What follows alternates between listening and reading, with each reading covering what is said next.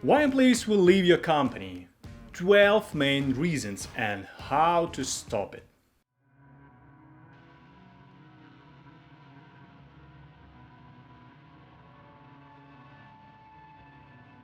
Do you know that the main reason to quit jobs in 21st century is not a salary, it's not a boxes that we get every month. Yes, I've done research of leading surveys and statistics, and the number of unsatisfied with the salary is not the top of job leavers. Over the last 20 years, managers have come to realize that competitiveness depends on being able to find and keep talent. They have started to realize that whatever the role a person has, their most valuable asset lie between the ears, their talent.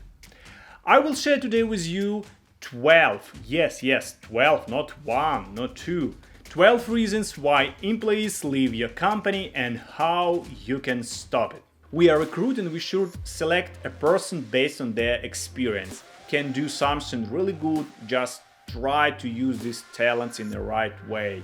Questions 4, 5, and 6 focus on employees' individual contribution. That's why they're so important.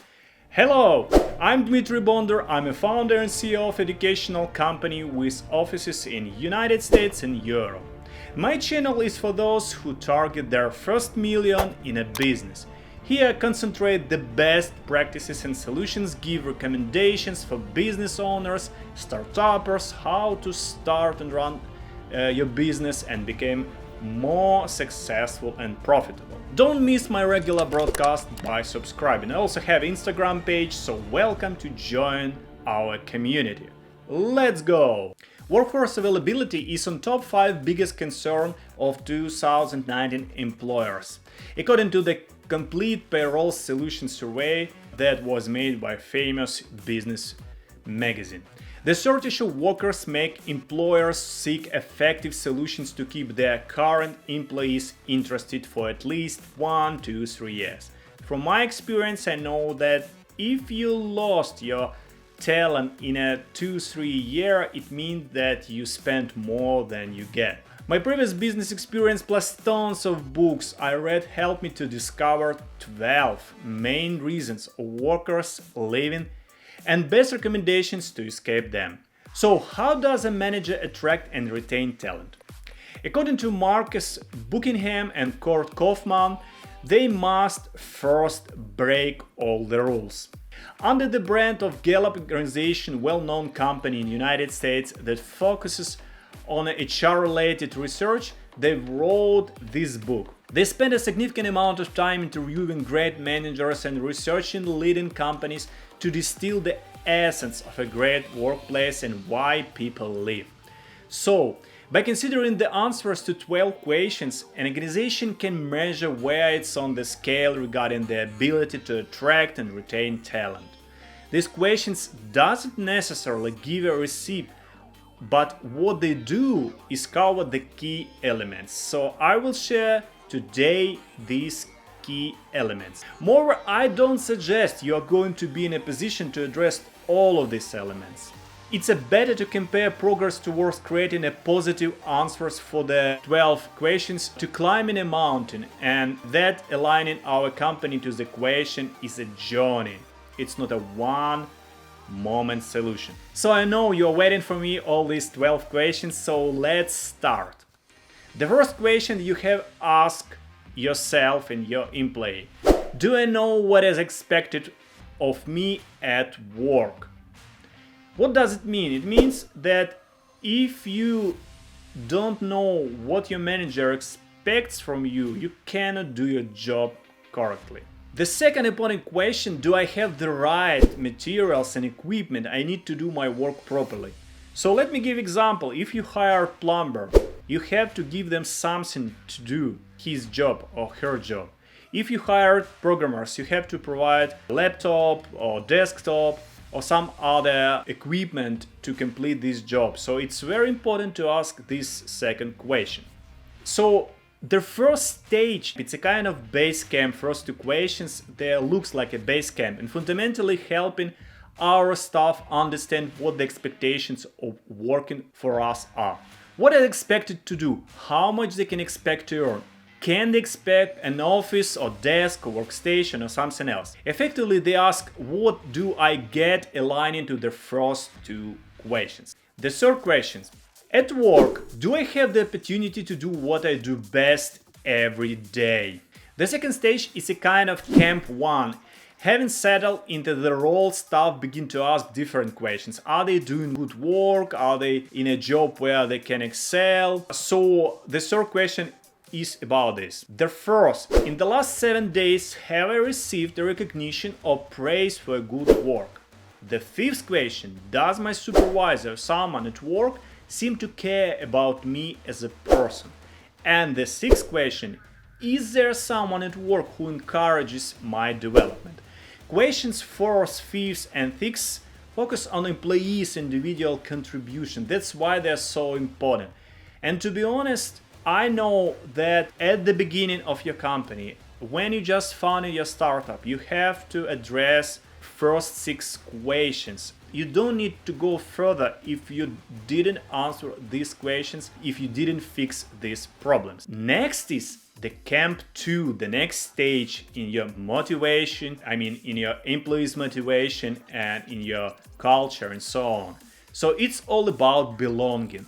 They're comfortable with their contribution, but does this really align to the company? Are co-workers similarly committed? Can the company offer support for the long game, or do they need to move on? Here questions 7, 8, and 9 and 10 are addressed. So the 7th question sounds like, at work, do my opinions seem to count? The 8th question, does the mission purpose of my company make me feel like my work is important? The 9th question, are my co-workers committed to doing quality work? And the 10th questions, in a group of belonging questions, do I have a best friend at work? So you can address these questions when you fix the first 6 questions, you provide them with a clear goal, with equipment, you answer all their questions, and you know that this person can do their job correctly. Camp 3, it's a kind of beckons and the summit is inside. Here it's all about teamwork, pulling together in the same common and forward moving direction. It leads to innovation, building and a growth for self and a company. Only the last 2 questions, 11th and 12th, are erased when you fixed all previous questions and you know what you can do with them. So 11th and 12th questions, it's a kind of situation when focus is very clear, staff feel a sense of achievement, of belonging, of being in the zone at work. It's a great place to work with a great manager. That's when you can ask 11th and 12th questions. 11th question sounds like, in the last 7 months, have I talked with someone at work about my progress?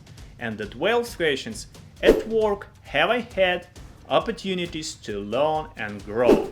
So this is a very practical, step-by-step list of questions you can ask yourself if you are CEO or if you are manager. And starting from these questions, you have to build your talent strategy, you have to build your hiring and firing strategy. So that's why people leave your company. You can ask me how I can implement all of this. There are 3 lessons it can help you to implement this strategy. So the lesson 1, select for talent. Traditional managerial conventions say that when we are recruiting, we should select a person based on their experience, intelligence, determination, and so on. Buckingham and Kaufman, authors of this research, say that break this rule. Great managers disagree with the common definition of talent. The right talent is fundamental, much more than experience, much more than brain power, much more than IQ, and so on. We need to nurture talent to succeed. Skills and knowledge can be easily taught, but talent cannot. I know very well that in last 15 years, when I ran my company, I had a lot of cases when I hired bad people but with a very good skills. So this is a problem. I highly recommend to hire motivated employee instead of hiring very skillful but not motivated. Skills are the how-tos of a role. They are traits that can be passed from one person to another. That's why the lesson first has to be learned, and that's what can help you. Lesson 2. Focus on strengths. Managerial conventions state that when motivated a person, we should help them to identify and overcome their weaknesses and blah blah blah. Break these rules. Good managers have recognized the unique talents of individuals and therefore focus on their strengths. This brings and work around the weaknesses. Great managers build roles for people around their strengths, not around organizational hierarchies. It's very important. If you know that someone in your department can do something really good, just try to use these talents in the right way. Lesson 3. Find the right fit. Managerial conventions state that when developing a person, we should help them learn and get promoted. Break these rules. Great managers help find the right fit. At some point in their employment, a staff member will ask their manager, let's say, what is the next for me? Where do I go from here? Great managers help staff find roles and further expand what they are good at. What a manager should not do is to promote to fill gaps in an organizational chart. Frequently, good workers don't make good supervisors. It's a very important, I want to highlight this. Good workers don't make good supervisors. Great managers are good at feedback. They don't leave it to annual performance review. After all, they are always on the lookout for better ways to exploit strengths, so feedback is a constant. As a result, great managers are always aware where the next opportunity will come. So, there we have it, 12 questions, 3 key lessons to implement these principles in your company. That's what you can do right now. I hope you found my video very helpful and practical today, and I know how to stop people to leave your company. Because I did these mistakes so many times, I unfortunately lost so many good people because I repeated the same errors several times. And the question of the day, how many times in your life you left company and why did you do it? Please put your answer in the comments. I will be really glad to read it. Thank you for watching and peace out!